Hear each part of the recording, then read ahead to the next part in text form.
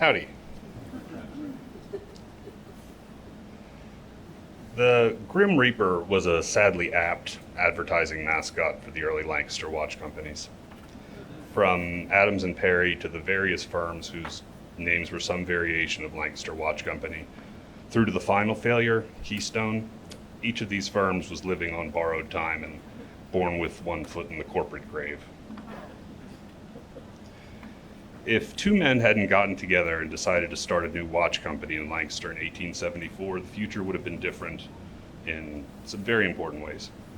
There almost certainly never would have been a Hamilton, with all its innovation and influence, and without Hamilton, Lancaster would have had far fewer engineers and well-paid blue-collar workers among its citizens. But most importantly, had these two guys not decided to start a watch company, about 150 years ago, I could be up here talking about French carriage clocks or hourglasses or God knows what. Luckily, John C. Adams and Edwin Hathman Perry did get together and did start the Adams and Perry Watch Manufacturing Company in 1874. This beautiful bespoke factory on the corner of Northwest End and Columbia Avenue was the pair's most important contribution to watchmaking in Lancaster. And I'm just speculating, but I imagine when they built it, they weren't thinking, in 20 years, a far more competent company will move in here and make history. Adams and Perry wanted to make money, wanted so badly, in fact, that neither the law, nor common business sense, nor arithmetic could constrain their ambitions. Lancaster was a choice location to start a company for several reasons. The railroad made travel to and commerce with major cities like Philadelphia, New York, and Baltimore relatively quick and easy, and the town had easy access to natural resources like high-quality coal from the Lehigh Valley. That's the location. As for our characters, Perry had built a prototype watch, and he had also just been fired from Elgin for stealing company drawings. Probably for the kind of machinery and tooling that would really come in handy if you plan to skip town and set up a new factory to make your own watch. So a prototype and proclivity for industrial espionage was what Perry brought to the table. Adams, on the other hand, brought years of experience, specifically entrepreneurial watch experience, as well as a track record that prospective investors could believe in. He had helped start the Elgin, Cornell, and Illinois watch companies and chose Lancaster as the site for his fourth. So why did A&P fail? They were certainly unlucky and handicapped by forces beyond their control. Having said that, they also did a spectacular job of squandering what little luck they did have.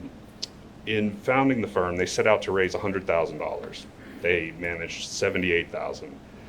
And Adams and Perry then decided to pay themselves salaries equal to their $5,000 investment in the firm, which was not a prudent decision. Perry refused to import anything. He insisted that every part of the watch be made in-house. And Perry's watch was unusually big, 19 size, which meant that it was too big for the standard 18 size case of the day.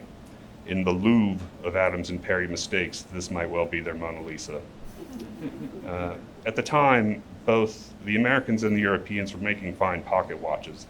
The difference lay in standardization and interchangeability. If you bought two identical Swiss pocket watches, the movement from one wouldn't fit into the case for the other. Each was handmade and unique. With American watches, on the other hand, you could do exactly that, and buyers could swap movements and cases as they pleased. Making a watch that was too big for the standard case of the day was simply an act of self-sabotage by Perry. So they never brought a watch to market, but if they had, it would have been audacious, big, expensive, and luxurious. But also the first watch from an unknown company, which would have been a long shot in any economy, but the panic of 1873 meant that most folks weren't in a luxury watch buying frame of mind anyway. But this beautiful specimen represents what could have been.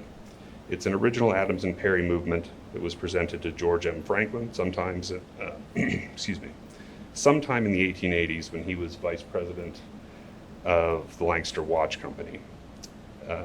Franklin clearly believed that watchmaking could succeed in Lancaster, and he had the money and conviction to weather the failures and get in on the ground floor when another investment opportunity presented itself in 1892.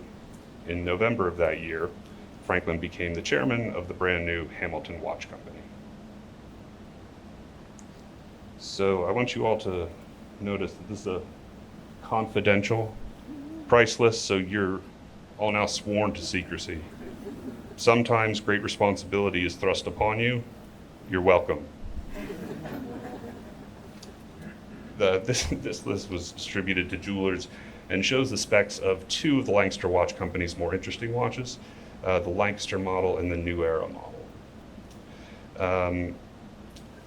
The watches that followed were all variations on the Adams and Perry design. The Lancaster was the best of these and retailed for $100. The New Era was part of an effort to reach a wider market and retailed for $8. But that extra $92 got you 20 ruby jewels, a Breguet hairspring, and a compensation balance.